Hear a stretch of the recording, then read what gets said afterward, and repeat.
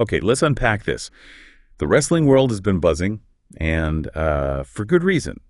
You gave us the sources, the research, your notes, and we've distilled it all down to the core of what made this event so undeniably ECW and often so shockingly controversial. We're diving deep into a night that promised to redefine extreme, delivering on that promise in ways no one could have predicted. It's truly remarkable. I mean, ECW, a brand many thought was consigned to the history books, isn't just back. It's resurrected with this one-night stand in 2025. And this isn't merely a wrestling show. It's a profound statement, really. A revival years in the making, meticulously tailored to the fan expectations you've detailed in the sources. We're going to pull apart every surprising fact and crucial detail from the material you've provided, getting right to the heart of what this extreme return truly signifies for professional wrestling. Right. So let's set the stage for this wild ride, maybe for those who might be catching up a bit. ECW, originally Eastern Championship Wrestling, it really found its identity, didn't it? Became Extreme Championship Wrestling by audaciously breaking away from the NWA. Oh, absolutely. It carved out its own unique, niche, brutally real, unapologetically hardcore, fiercely independent. It was a place where, as the sources vividly put it, the rule book was thrown out of the damn window and replaced with barbed wire and blood. That sums it up perfectly. It wasn't just a wrestling promotion, it was a revolution, plain and simple. A counterculture phenomenon. And placing this in broader context, ECW was far more than just a promotion. It was a bona fide movement that captivated a really dedicated fan base.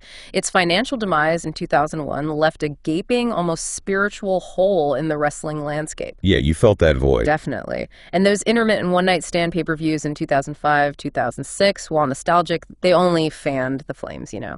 The desire for a true, sustained comeback. The sources highlight that by winter 2025, the clamor from fans was finally answered. It culminated in this eagerly anticipated event at the hallowed Hammerstein Ballroom in New York City. Tacked to the rafter. Packed.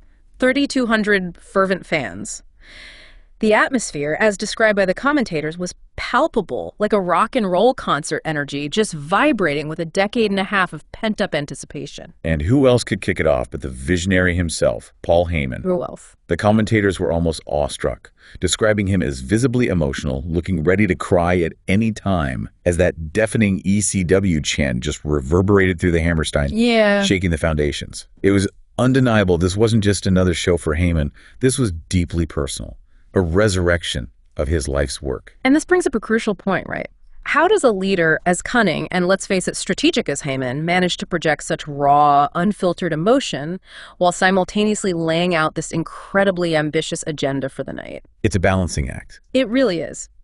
He masterfully tapped into the deep-seated identity of ECW fans, referring to them not just as an audience, but as a family of misfits, outcasts, and rebels. His words resonated deeply, emphasizing that we'd defy the odds, change the game, and that ECW is home, culminating in the bold declaration, "Tonight we are rewriting history." Goosebump stuff. Totally. And then he unveiled this full slate of championship matches, a tournament for a new world heavyweight champion, a grueling tag team gauntlet, multiple fatal four-ways for the FTW title, the television title, and a truly historic first. The Women's Championship. Exactly, an ECW Women's Championship. This intricate blend of emotional resonance and ambitious, detailed planning truly encapsulates the spirit he desperately wanted to revive and firmly establish for this new era. And then, almost immediately, boom. Yeah. The first major curveball of the night, the unexpected reveal of the new ECW Board of Directors. Yeah, nobody saw that coming. Nobody. And a key element that stands out here is the truly fascinating and maybe somewhat perplexing composition of this new power structure. Mark Calloway, a name synonymous with wrestling, known globally as The Undertaker, unveiled as the president of the board. The Undertaker running ECW. Oh. Okay. Right. And his declaration wasn't one of nostalgia. He stated it was about respect for this business, asserting, with that chilling intensity we know, that titles, offices, and boardrooms don't define who I am.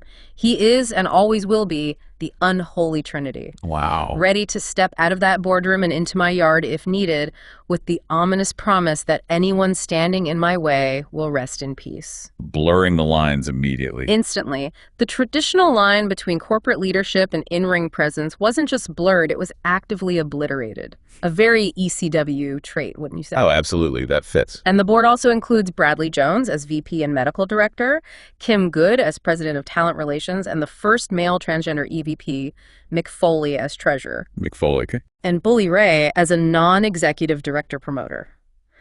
This eclectic mix of veteran performers and individuals in surprising new corporate roles certainly created a unique, almost bureaucratic power structure, as one commentator wryly observed. Yeah, bureaucratic isn't the first word you think of for ECW. Not at all. It left you wondering just how much oversight this board would truly provide, or if it was maybe just a facade for Heyman's continued vision, or perhaps even Calloway's own. Interesting power dynamics right off the bat.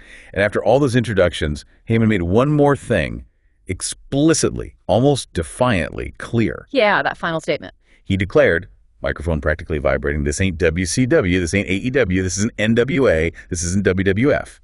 This, my friends, always and forever is ECW. And this statement begs the question, why such an explicit, almost aggressive need to distance themselves from every other major promotion operating? Heading themselves apart. It's a crystal clear signal to the audience, isn't it? This iteration of ECW is not a mere imitation, nor is it some cynical, nostalgic cash-in. Instead, it's asserting its unique, extreme, fiercely independent identity, promising a show truly unlike anything else out there. Yeah. This declaration, right from the outset, powerfully reinforces its rule-breaking ethos and sets a distinct tone for the entire night. It's an invitation to step back into a world where anything truly can, and often does, happen. But the calm, if you can even call it that in ECW, Yeah, relative calm. was immediately shattered. Right as Heyman was delivering his passionate address, arena doors burst open, out marches AJ Styles, reigning AEW champion, interrupting Heyman to a thunderous chorus of boos. And the commentators reported actual batteries being thrown from the crowd. Classic ECW fan reaction. A classic example of that raw, visceral New York extreme fashion, as they vividly put it, just immediate hostility. And one of the most striking details from the sources is AJ Styles' audacious claim. He didn't just walk out, he had spray painted his AEW title. Unbelievable. Brazenly declaring it the ECW World Championship because he'd supposedly been awarded it upon his trade back to AEW. He arrogantly proclaimed himself the face of professional wrestling, someone who doesn't live in the past. Which immediately set up this fascinating, explosive clash, right? Right. Between mainstream wrestling's ego and ECW's gritty blood and guts reality. Definitely. And then Kevin Owens arrives moments later to challenge Styles. Right, and Owens delivered this impassioned rebuttal, arguing ECW is about blood, sweat, and tears, about earning it, not grandstanding or ego, that the ECW belt truly belongs in ECW, not on AJ's shoulder. So Heyman steps in. Paul Heyman, ever the master manipulator and negotiator, steps into the fray. In classic fashion, mediates the escalating tension, and he ultimately crafts a compromise that served the night's unfolding narrative perfectly. AJ Styles gets a direct spot in the World Heavyweight Championship final, Wow, okay. while Kevin Owens has to earn his spot by competing in a battle royal. And Heyman, with a definitive air, made it unequivocally clear to both men, this isn't about AEW or trades or egos, men. This is about ECW. Brilliant move. Establishes the main event, solidifies ECW's stance. Exactly. Sets the stage perfectly. Then we got the first World Heavyweight Championship qualifying match. Yeah. Andrade El Idolo against Matt Cardona, the NWA representative. And this one had a surprising twist right away, almost before the bell even rang. Yeah, this makes you wonder, doesn't it? How much backstage influence does someone like Ric Flair truly wield to override ECW's publicly stated rules? Right. Because the sources explicitly indicate Flair pulled strings. Pulled strings to ensure this match was not contested under Extreme Rules. Instead, featuring traditional countouts, despite Heyman's earlier emphatic promise that every other match on the card would be Extreme Rules. So much for that promise already. Right. Commentators voiced immediate confusion, hinting at drinking buddy dynamics, some non-official personal power that could evidently sway match stipulations even within this new rebellious ECW.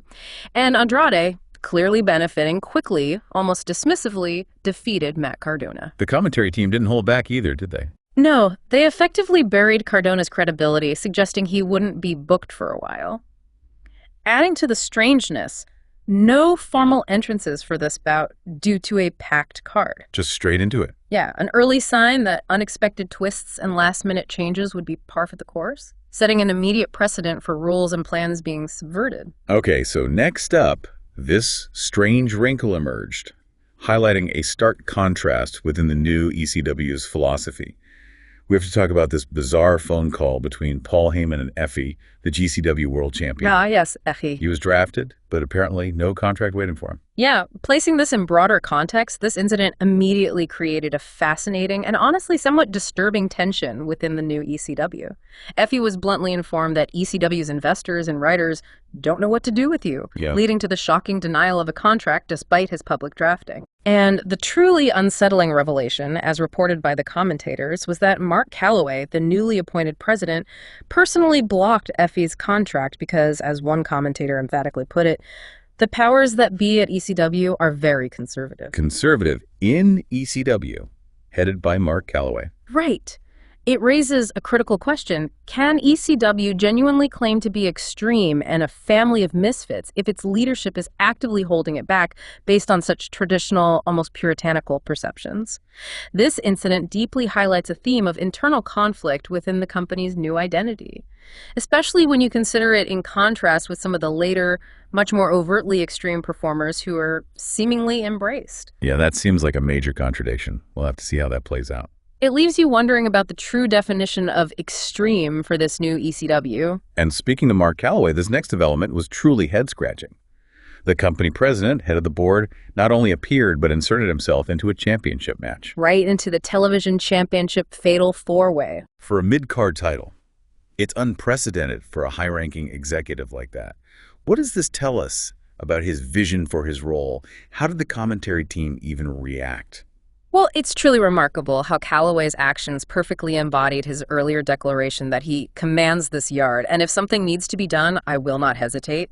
His decision to insert himself into the ECW Television Championship Fatal Four-Way was a direct, literal fulfillment of that promise, despite the inherent logical contradiction of a company president vying for a mid-card title. It just doesn't compute, does it? Not really. It powerfully signaled that his boardroom power was not abstract. It directly translated to in-ring action. The commentators found it utterly crazy, even attributing it to the bureaucracy where power was seemingly distributed amongst many. But it certainly raised eyebrows and set a very unusual precedent. Yeah, crazy is one word for it. They couldn't quite reconcile the corporate leader with the active combatant. And what a lineup for that match. Sabu, Suicidal Sabu himself. Legend. The Beast, now known as Black Taurus or Black Fool, the Hurricane. Superheroics in ECW. And, of course, Mark Calloway. On paper, it sounds like a chaotic, almost absurd mix. How did a match featuring such disparate characters truly coalesce? What moments stood out as uniquely ECW? Well, this match begs the question, right? How do you bring together a superhero, a hardcore legend, a physically imposing powerhouse, and a company president in a single contest? The answer, as the sources clearly point out, was the hardcore rules. That provided the ultimate common ground, allowing for a chaotic, extreme environment where anything truly goes. So weapons galore. Oh, yeah. The match was an absolute brawl filled with signature ECW weaponry and high spots. Sabu, true to form, lived up to his suicidal moniker, launching himself through the air with reckless abandon. Black Taurus showcased his impressive strength, manhandling opponents. The Hurricane, despite his seemingly out-of-place gimmick, proved surprisingly adaptable, executing his unique offense amidst the chaos. Even Hurricane Helm's getting hardcore. Apparently so. But the highlight, as the sources frequently pointed out, was Mark Calloway. He wasn't just participating, he was actively adopting moves from his opponents.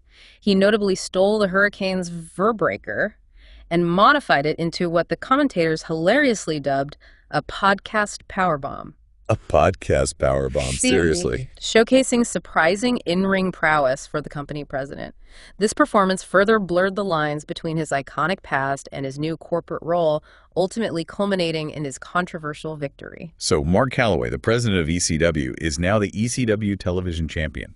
That is quite a statement about where this new ECW is headed. Placing this in broader context, Calloway's victory sets a truly unique and perhaps unsettling precedent for the new ECW. Having the company president be an active competitor and champion is exceptionally rare in wrestling. It introduces an unprecedented level of blurred lines. Absolutely, between management and talent. The commentary team openly struggled to reconcile this, frequently referring to him as Undead Mark Calloway and Reborn after his WWE departure, now simultaneously the head of the ECW board and television champion. This dual role means every decision, every match carries an unpredictable element, signaling that power in this new ECW is very much hands-on, even if, as commentators suggested, it leads to some perplexing bureaucracy and internal friction. And apparently he lost some hair. Yeah, there was even a humorous detail mentioned about him losing a club of his hair during the match and then blaring at Glenn Barker after the bell, suggesting his in-ring aggression sometimes spills over into his executive duties. Wow, okay. Next, we shifted gears to the ECW Tag Team Championship Gauntlet.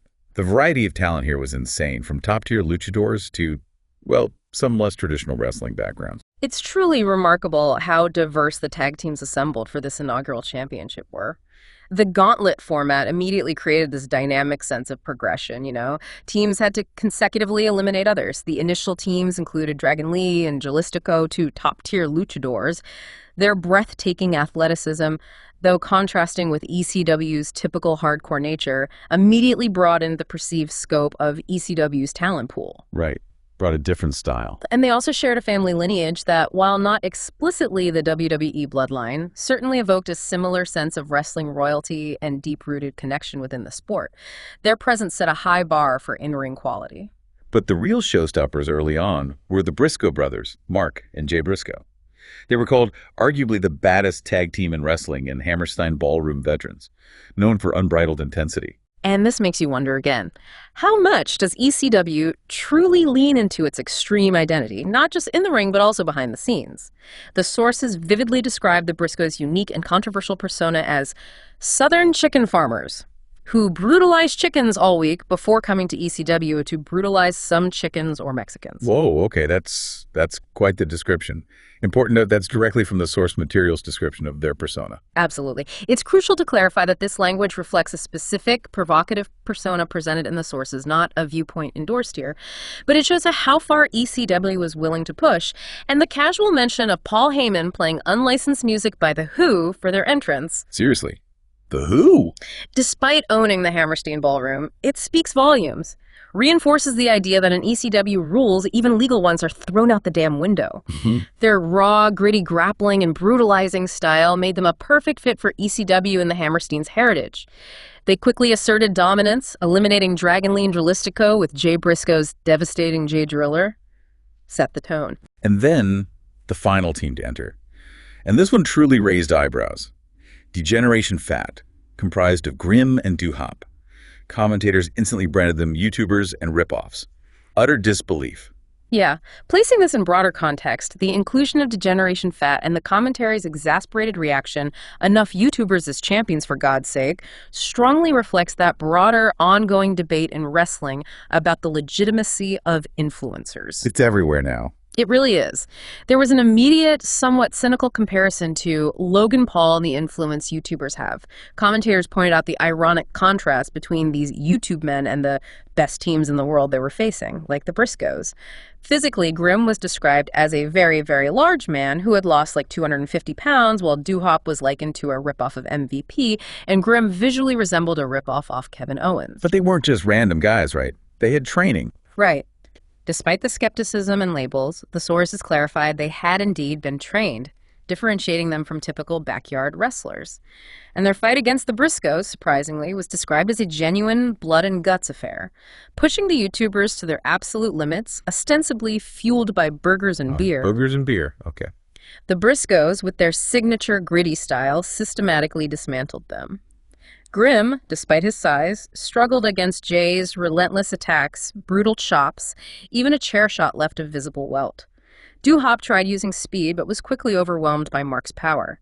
There was even a moment where a grim, maybe adrenaline surge, managed a surprising slam on Jay, stunning the crowd momentarily. So they got some offense in. A little, yeah. But ultimately, the Briscoe brothers prevailed. Devastating combo. Jay Driller and a powerbomb sit-out powerbomb on the chair, right onto a steel chair, solidifying them as the new ECW Tag Team Champions. And the commentators were relieved. With a sigh of relief, yeah. Concluded the proper tag team won the titles, at least for now. From the chaos of the tag teams, the night then pivoted to a genuinely historic moment, signaling ECW's ambitious step into the modern era. The very first ECW Women's Championship match. History. Absolutely. And this raises an important question. What does the introduction of a women's championship truly signify for ECW's legacy? A promotion historically defined by its extreme, largely male-centric roster. It's a huge shift. It's a clear, decisive step into a modern era, attempting to balance its hardcore roots with contemporary wrestling trends, broader audience appeal, and the championship belt itself held a story. The former Mission Pro Wrestling Heavyweight Championship that we managed to save from going out of business. Repurposed. Resourceful. Exactly. Speaks to the resourcefulness and perhaps the underlying financial realities of this new ECW. Suggests a pragmatic approach to building a roster and a championship legacy. And the entrants in this fatal four-way were diverse, to say the least. From Bayley to Masha Slamovich to Shotzi, and then Toni Storm in a highly controversial presentation. The personalities alone made this match fascinating. Oh, absolutely. One of the most striking details here is the stark contrast in how these women were presented, each bringing a wildly different energy to the Extreme canvas. First, Bayley made an unexpected entrance to a Jack Black cover of Britney Spears' Hit Me Baby one time. Jack Black singing Britney. Okay. Right. Immediately injecting this playful yet unsettling element with her old inflatable, wacky, waving inflatable, arm-flailing tube men. Didn't just carry them, immediately used them as weapons. A nod to her past. A nod to her past, and a direct meta connection to Izzy Moreno, her inspiration, who was also in the match, blurred the lines between performance art and wrestling.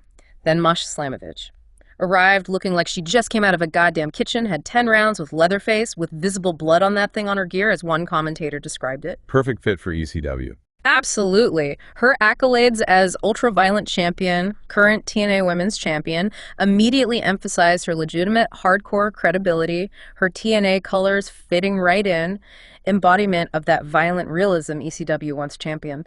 And then there was Toni Storm. Her entrance, her entire gimmick was utterly bizarre, almost performance art, and deeply problematic. Yeah, this one was uncomfortable based on the sources. Very. Controversially portrayed as breaching contract, not getting a paycheck from ECW, actively wrestling for food. Commentators openly expressed outrage and discomfort at her alleged situation, highlighting she actually had a downside guarantee from AEW, which, for those unfamiliar, is a guaranteed minimum payment even if a wrestler isn't regularly booked, making her alleged wrestling for food situation even more bizarre and ethically questionable according to the commentators. Right, the logic doesn't track. Doesn't track at all. They even speculated her husband, Juice Robinson, was supposedly cashing her checks, and one commentator explicitly stated Mark Calloway is the head of HR, implying he was implicitly allowing this highly contentious, potentially exploitative portrayal. Wow. The president head of HR allowing that. Raises important questions about performer welfare, ethics of storytelling, even in a promotion known for pushing boundaries. Certainly created a compelling, uncomfortable narrative that transcended typical wrestling storylines. The match itself was pure ECW chaos, living up to the Extreme moniker. Izzy setting up a ladder, Masha slamming her through it, Toni Storm hitting a child. Yeah, they referred to Bayley as a child, even though she was 18, apparently described as 17 in the context. Like hitting her with a bin and laughing that a shoe shot. Toni Storm even tried to win with a knocked-out ref, Billy Finlay. Anarchy. Total anarchy. But the real shocker, the moment that truly sent ripples through the wrestling world, came with the winner. Placing this in broader context, the crowning of a 17-year-old champion immediately became the singular focal point, the most talked about moment of the women's division. Izzy Moreno became the new ECW World Women's Champion at just 17 years old. 17.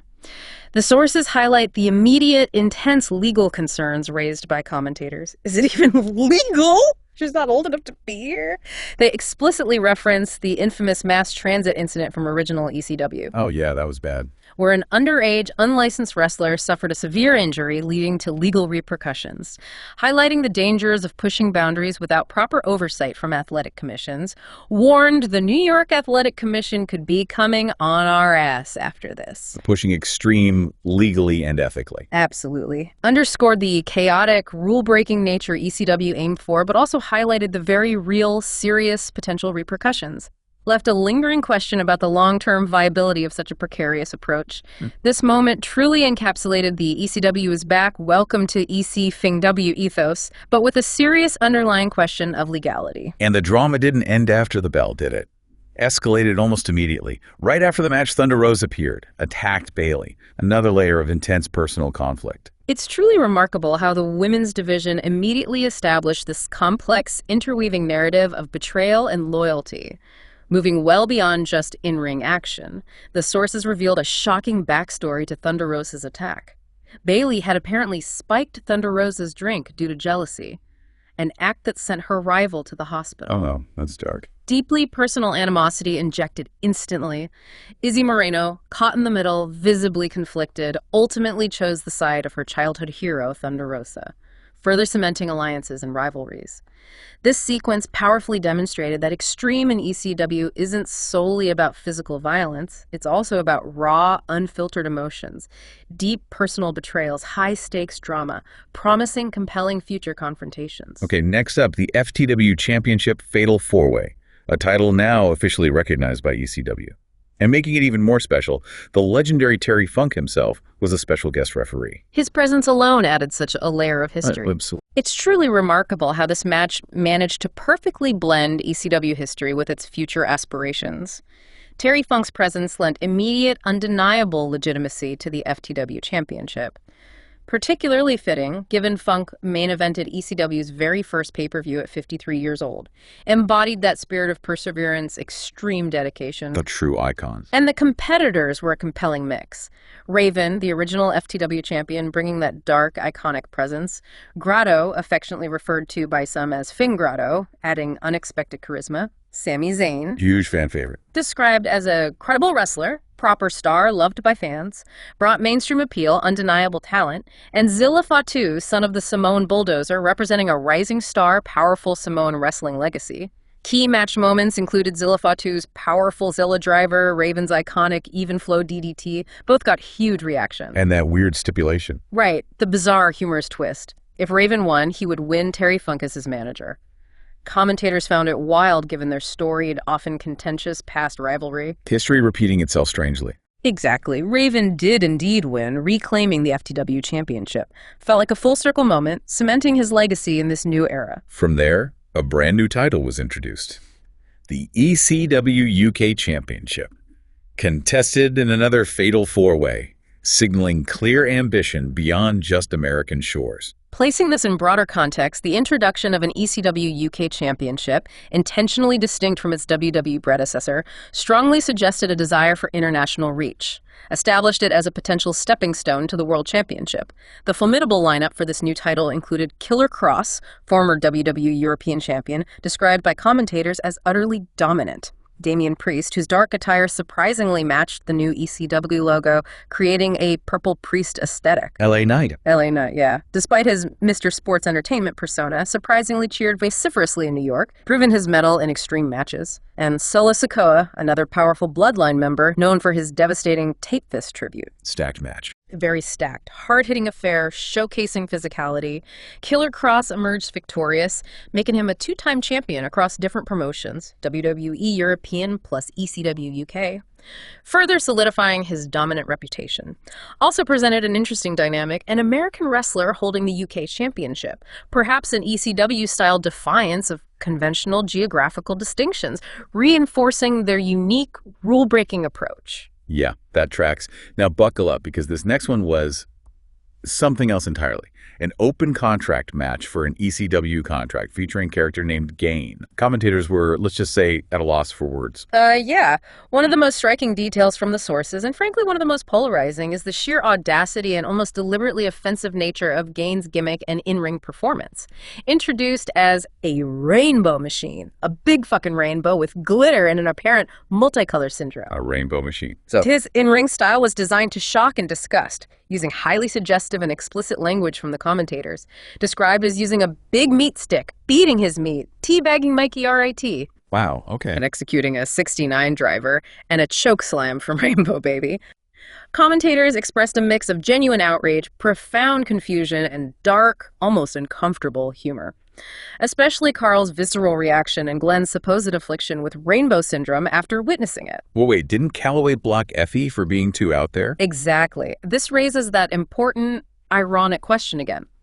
Given Mark Calloway's conservative stance, blocking Effie because the powers that be are very conservative, how did this character, with such an overtly sexualized, provocative performance, not only get booked but secure a contract? It makes no sense. Underscores a deep, almost hypocritical internal contradiction within the new ECW's stated values system, making the supposed peace and love aspect of Gain's character intensely ironic. This match truly pushed boundaries into performance art designed to shock and disgust, challenging audience perceptions of what extreme truly means. Unforgettable for sure. After that spectacle, it was time for a crucial match, the World Title Rumble, to determine the final main event participant. Classic ECW staple, bringing back some iconic names. Placing this in broader context, this Rumble was a microcosm of ECW's ambition, designed to perfectly blend its beloved, authentic past with promising new talent.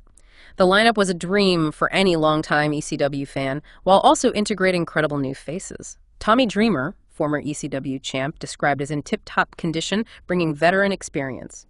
John Morrison, another former ECW champ, unique athleticism. Kevin Owens, New blood. the new blood who'd earlier stood up for ECW's gritty values. The Sandman, three-time ECW champ, iconic entrance, beer, cigarette, described as patriotic in his defiant attitude. Best entrance ever. Arguably. And Sabu, suicidal Sabu, another former ECW champ, though famously known for unpredictability, occasional no-shows. Match itself. Chaotic brawl, true Rumble form. Sabu, despite his rep, had key moments, notably eliminating Tommy Dreamer. Commentary expressed skepticism about Sabu's reliability as a top contender, given his history. But Owens won it. But it was Kevin Owens who ultimately delivered. Fought through a field of legends to win, last eliminating Sabu and the Sandman. His victory ensured a dynamic main event representing both the raw, authentic spirit of original ECW and the future direction, setting up a clash of eras for the World Championship. And for the ECW Women's Tag Team Championship, we saw the established Twisted Sisters face a very surprising, and some would say beefy duo, Nia Jax and Ronda Rousey. Yeah, and the belts themselves were the former Mission Pro Wrestling Tag Team Championships, again, showcasing ECW's resourcefulness. That Jax-Rousey team, though, unexpected. It's truly remarkable how that partnership came about. Commentators immediately provided a raw, almost unvarnished assessment, describing them as bowling shoes ugly and nothing pretty in terms of traditional tag team synergy, yet undeniably physically dominant. Nia Jax characterized as a super big house, clear bloodline connection, immense power. Ronda Rousey's recent career struggles highlighted only one match, a loss in a year and a half, notoriously described as difficult to work with. That raises the question, can they even work together? Right. Can two individuals known for powerful, often chaotic, individual styles and professional difficulties truly coalesce into a cohesive tag team, especially in an extreme environment? Despite the skepticism, the match played out with intense physicality. Ronda Rousey is swinging like it's no one's business, unleashing strikes. Nia Jax even performed a surprisingly agile flip maneuver. Unexpected athleticism. Yeah. Placing this in broader context, their unexpected victories signal that ECW, even in its women's division, prioritizes raw power, sheer impact, unpredictability over traditional tag synergy. Despite initial skepticism, individual struggles, they managed to overcome the Twisted Sisters through sheer force. Sources indicate their win was decisive. Yeah. Crowned new ECW Women's Tag Champs, immediately branded large and in charge. So second chances in ECW. Sends a clear message. ECW is willing to give second chances, new starts, to those considered difficult elsewhere, provided they deliver powerful, impactful performances. Their win positions them as a formidable, if chaotic, unconventional force in the new women's tag division, promising further unpredictable developments. And now, the main event. The undisputed ECW World Heavyweight Championship. Crowd absolutely on fire for what was supposed to be a three-way. Andrade, Kevin Owens, AJ Styles. The Hammerstein Ballroom was shaking. Chants of ECW referee preparing to signal. But just as that moment arrived, Paul Heyman's music hits again. Fans erupt, wondering what the visionary had up his sleeve now. It's truly remarkable. Heyman, in iconic fashion, hijacks the absolute peak of anticipation. Just as the crowd is electric, turns it completely on its head, dramatically announced, no longer a three-way, but a fatal four-way elimination match. Wow, just throws another wrench in. Not merely adding a participant, a deliberate statement, a disruption screaming ECW, instantly creating a new layer of immediate, unpredictable chaos before the bell even officially rang. Classic Heyman. Maximize suspense, ensure no one knew what to expect. And the surprise fourth participant, none other than the man-beast, Rhino, carrying the actual 2001 ECW belt. Crowd absolutely exploded. Yeah, and this makes you wonder, how does a competitor, having not lost the title in 24 years, truly fare against modern-era champions in their prime? Rhino's return wasn't just nostalgic pop, a legitimate, undisputed claim to a record-breaking reign. He was the last ECW World Champ when the company shut down in 2001. Held it for 24 years. Literally held the title 24 years. Won Jan 2001 at Guilty as Charged, never lost it in a match.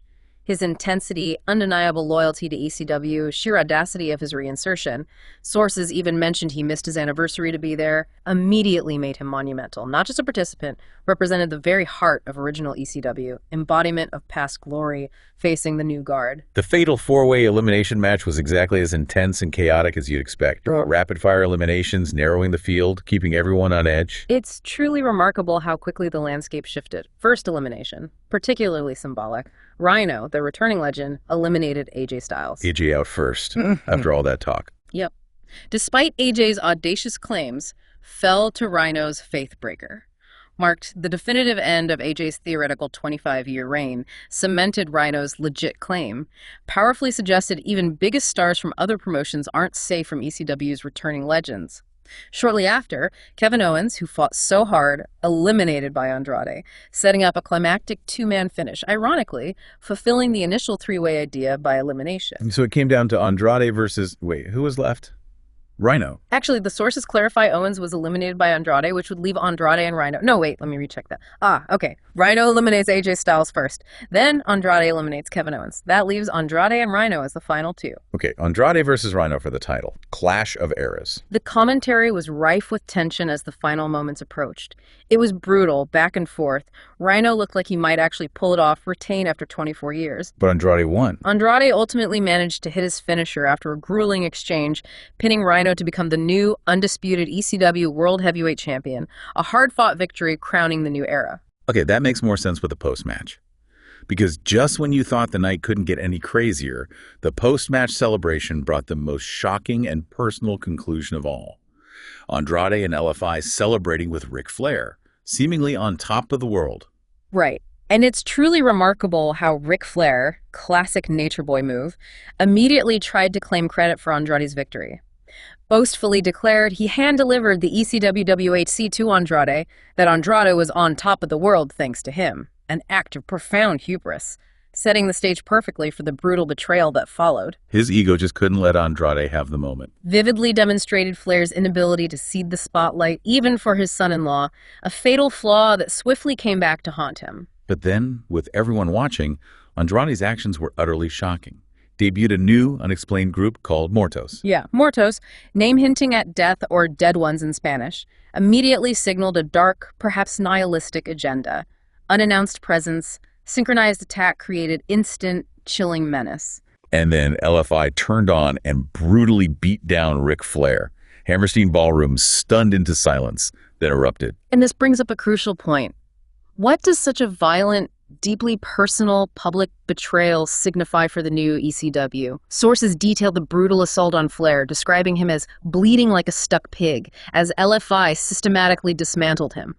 Andrade's words delivered with cold, calculated precision.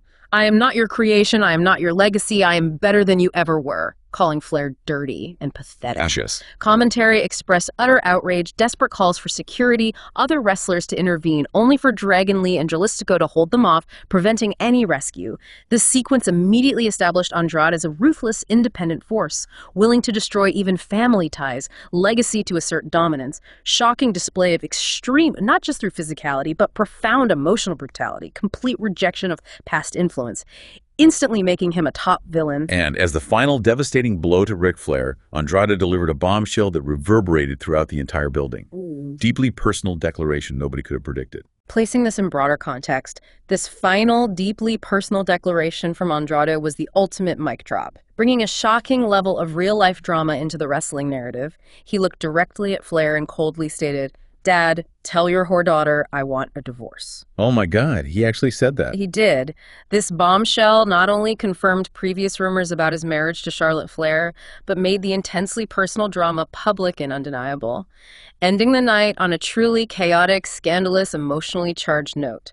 Sources indicate this line drew gasps of outrage even from the commentators, pushing boundaries of on-screen drama into intensely personal, for some, deeply uncomfortable territory. We are, of course, just reporting the content as provided in the sources, not endorsing the language. That's absolutely crucial to state, but it undeniably left the audience stunned, eager for the fallout. This wasn't just a wrestling show, a psychological, emotional roller coaster, culminating in a deeply unsettling yet undeniably extreme conclusion. So what does this all mean?